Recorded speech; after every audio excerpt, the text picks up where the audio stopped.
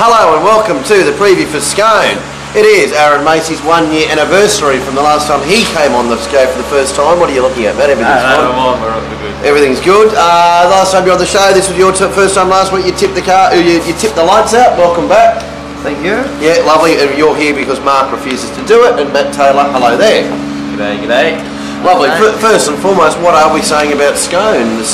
Put out a good 4 or whatever that means today. So as normally at Scone, it's normally dry, and a lot of how Scone plays depends on how the wind is going to blow.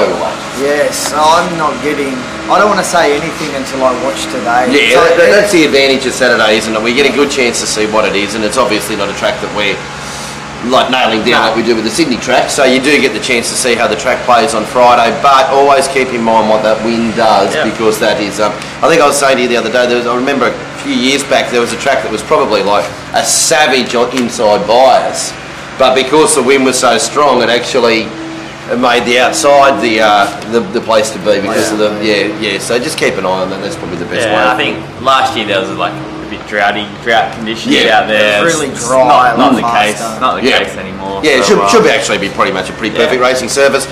And whether you agree with Scone being a metropolitan meeting when it's 4 hours away from Sydney or not, it is a bloody good race course. Bloody earth it is. Perfect. All right. Before we do get into Scone, and there's lots of shit going on with products and everything around the board.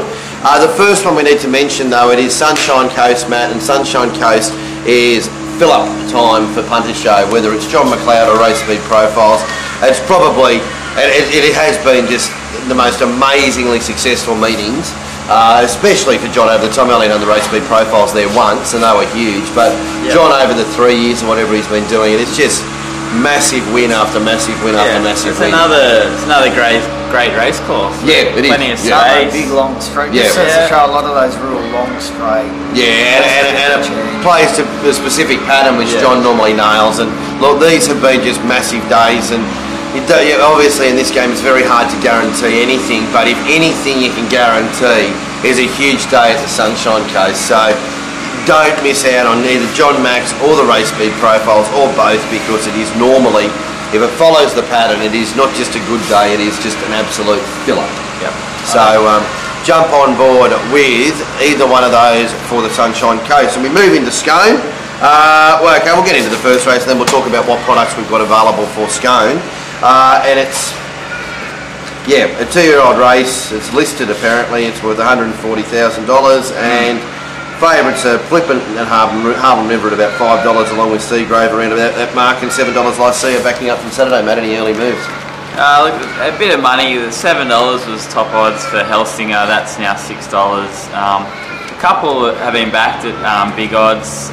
Stiletto Vixen is like 50s in to about 30 or 40, and Wutai Mountain as well. And Queen Tara has had some money out wide. So, but none of the not so much movement, I suppose. So actually, we'll find as the meeting goes on, there's plenty of horses and plenty of opinions out there. So with some horses shortened, but the prices generally are still available. All right, what do you like, Aaron?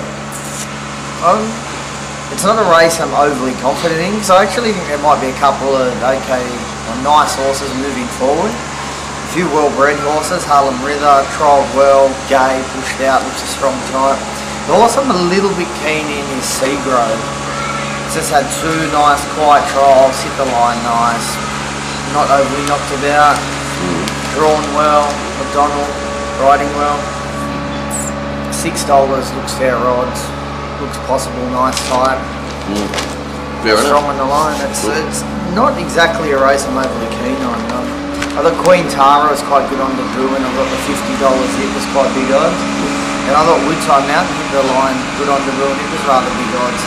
So I'll probably just be playing without him. Any thought, Matt? Yeah, look, not particularly. I think it's a wide open race. I like the way sort of Flippant's been sort of freshened up and blinkers go on, and it's the Snowdens at their home track. So look, it looks very hard to beat. Their home track? Well, sorry, we're there. Yeah, that's right. Up that area. Where's Jeffrey Snowden? Is he still riding? I'm not sure. But the only thing I will say is I'm sort of against the Helsinger form. It's $6. It's not a big pot, but look, it's been around all the Melbourne fillies, and it's to me, it's just a horse trialling well, but look, I'm not using any units either. Like, normally I like betting the 2-year-old races, but it's just I could make a case for most of these runners because they've all trialled pretty well or raced well. I think I'll use units. I'll have 4 units Seagrove, 2 units Queen Tara and 2 units Woodtie Mountain. Beautiful. Now talking about units and having a bet, Darren Potter is filling in for Mark across the board. If you're getting this early, if this is up early enough, which it probably won't be, he's got a set ready for Friday, which you can get as a double. You can get his set for Saturday, but probably the best way to do it is buy a PBL. You can buy it individually, of course, for $55, or get it for $69, which will get you the Melbourne set as well.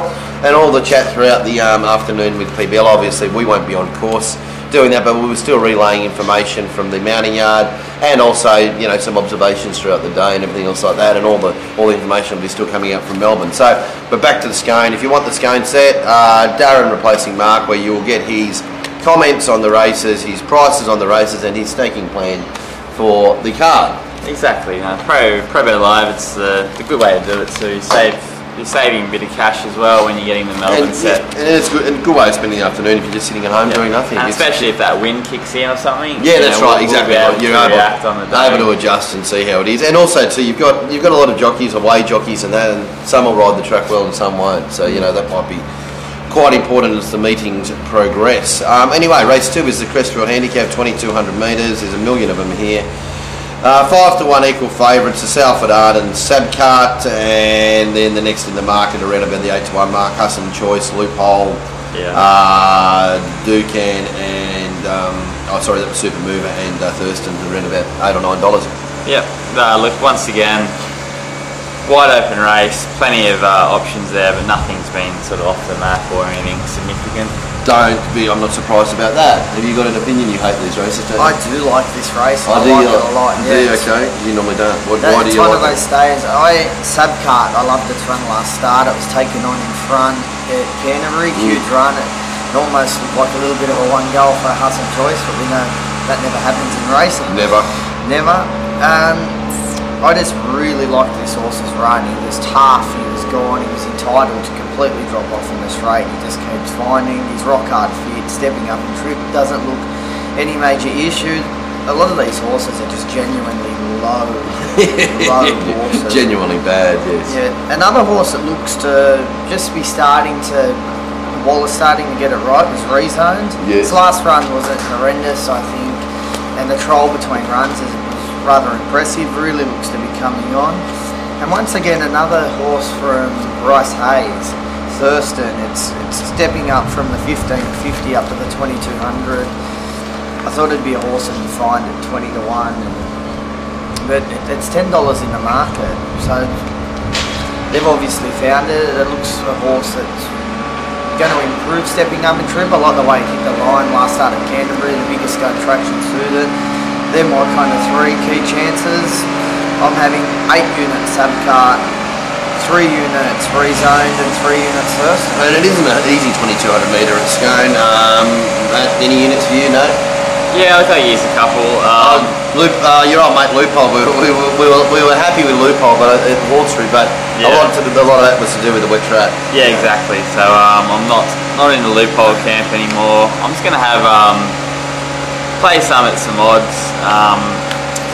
1 unit on Dreamfolk, who seems to be racing well. 1 on Rezoned for the same reasons Aaron mentioned, and 1 on Ducan, who look, we had question marks on him on the wet and the major race, and that was proven correct. But prior to that, his run to Salford Art was quite good and similar grade. At $18, worth another shot in my opinion. All right, beautiful. That's race 2. Before moving on to race 3, Mounting Yard Mail, of course, is on operation at Scone too. That's our other arm of attack. Glenn will be there for both days, but only Mounting Yard Mail for the main go. And yeah, so jump on board with Glenn. He actually, Scone has been quite fruitful for Glenn. So even though he gets there, hates it, complains about how cold it is, complains about nothing works, complains about that the internet doesn't work, or blah blah blah. Normally has a winning day there, so it has been quite fruitful, Scone. So and he would have jagged one in the Calcutta last night. Probably, yeah. There'll be some stories out of Scone for sure. So yeah. Anyway, He goes there with a positive mindset, which is good. Yeah, for him, exactly isn't it? right. Well, that mindset, that positive mindset can quickly change on a Friday. But no, it's been good going to Glenn. So Bendigo Mail, $33 as per usual. Fourth game, Race 3, Turunga Farm Handicap, 1100 metres, and it is once again a wide open race. Vanilla Princess down the bottom, $5. Rock Temple, if it gets a run, is $6. $6.50 Craft Work, and $6.50 One Direction. They're the ones predominantly in the market, with Costanati resuming for Bjorn Baker about $8 or $9. Yeah, look, I suppose $9 was given a rouse, and that was sort of aroused a few punters, I suppose, and that's now into $7.50. Other than that, well, plenty of opinions out there. It's good, another good, interesting race. All right. Any thoughts, Matt? Look, I did love the trial of Aroused. I was also one of the punters who. But look, the form there looks great. Like Religify at the time was the right sort of form. The craftiness run was good, and Alan Denham's horses at trial well, race well, and we saw that last week with Alberto Magic. And if you get a chance to have a look at his trial against Kuro, he made Kuro look second rate. And this horse will peak tomorrow, so at $7.50, if you can find $8, take it. Look, it looks to map awkward, and it looks to be a lot of pace in the race, but if they slot in, question. yeah, like it is. But at $8, $7.50, I'm happy to run with that. Like the horse seems to be in career best, and he'll run a good race. So I have 2 units there. Another horse that's trialling well is Costanati, and its first up run. They're always quite good, and the Shiraz run I saw last time out wide when the track wasn't playing for wide runners was a great run. It's also trialling well. 1 unit in Costanati and 1 on Faustus is 100 to 1. Also, I think it beat Out Lee first up last time, and yeah, look, just at $81 I think I saw. It's worth having a dollar on it. But another open affair. All right, Aaron. I'm going against Aroused.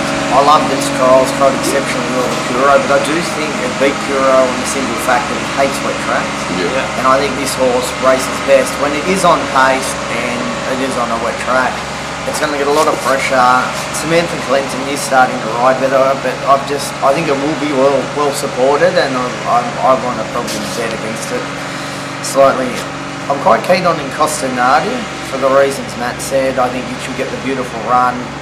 Sit in just behind them, trialled exceptionally well, goes well fresh, and Brenton Abdullah's probably riding in career best form. He's riding very well. He's riding extremely well. The other horse I'm quite keen on is Craft Work. Its win last start in Melbourne was good.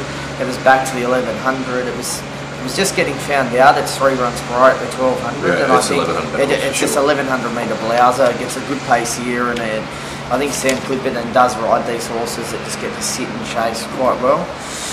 And I'd like to have 4 units Craftwork, 4 units in Costanati, and 2 units on Faustus for reasons Matt said, and 2 units on a horse at the top, Rockalong. Has a little bit of interesting English forms, had 5 trials, and only I think only 5, and it looks to be a horse that doesn't like wet tracks, and it's better trials. The drier the tracks were, the better its trials were. So it could be a little cheeky run on the horse. Well, before we do race 4, we should mention the best bet of the 2 days of Scone is Medcourt in the Scone Cup.